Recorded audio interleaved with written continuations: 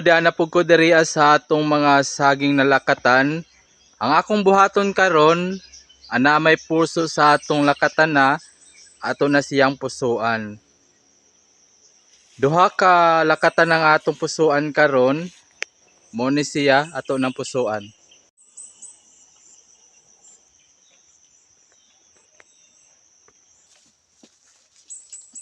Og mao na niya ang atong pusuan na saging.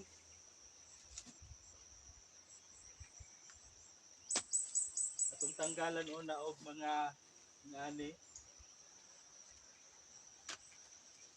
Mubo ra siya, maabot ra nato og pagpuso.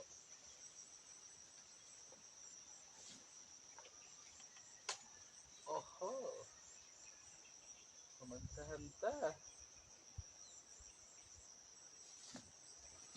Yan na kusog ning tulo ang iyang duga oh.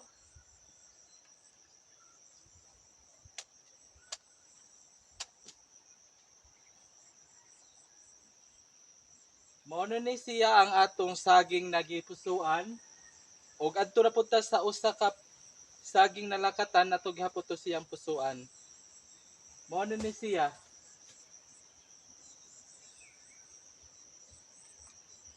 Atong iphon kung pila ka buok, pila ka sipi ang atong saging nalakatan.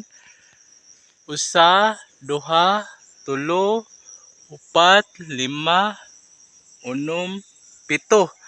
Pito sila ka sipi ang atong napusuan na lakatan karon. Ing-ani siya ka daghan na ang iyang sipi.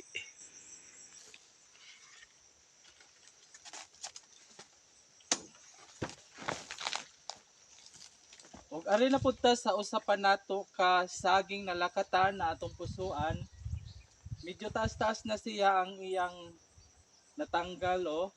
Kay una man ni siya na munga kaysa atong una natong gipusuan. Murag dali ra siguro ta ani kay wa naman daw distansya naman. Dito na dahil nato tigbason ni. Oh. Ana-ana ato po ning tanggalan og kani mga dahon-dahon sa kuan kaning ani ba sa puso. Oh.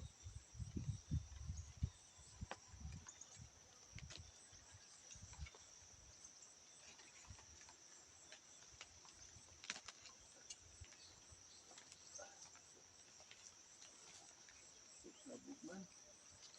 Oh, ang gapon.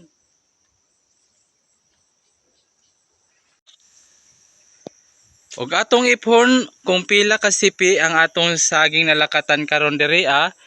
Usa, duha, tulo, upat, lima, unom, pito. Ikapito gihapon ni siya sa ubos. Pito gihapon ka sipi ang atong napusuan na lakatan. Ing-ani kataas ang atong saging nalakatan nga atong napusuan.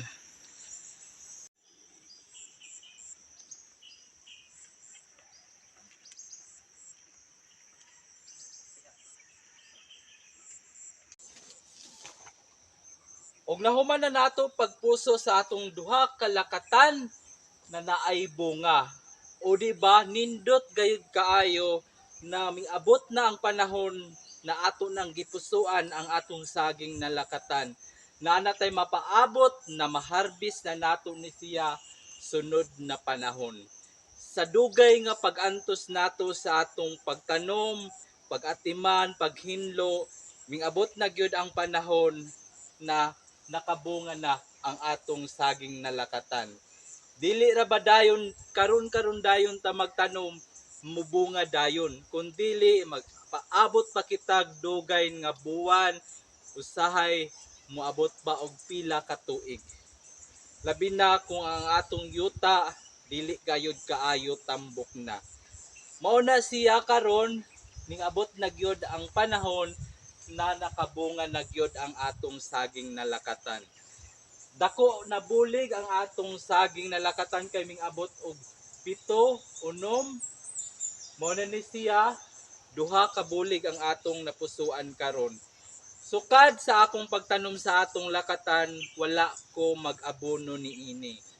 pero ang resulta dako na bulig ang atong saging na naay bunga karon.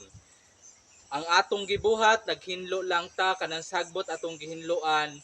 Pagkalata ni anang sagbot mao ra gihapon na siya'y naghatag og abono sa atong saging nalakatan. Ug mao na ni siya duha ka bulig ang atong na pusuan na saging nalakatan. Ug dinhi ra ko taman, daghan salamat sa inyong pagsuporta. God bless.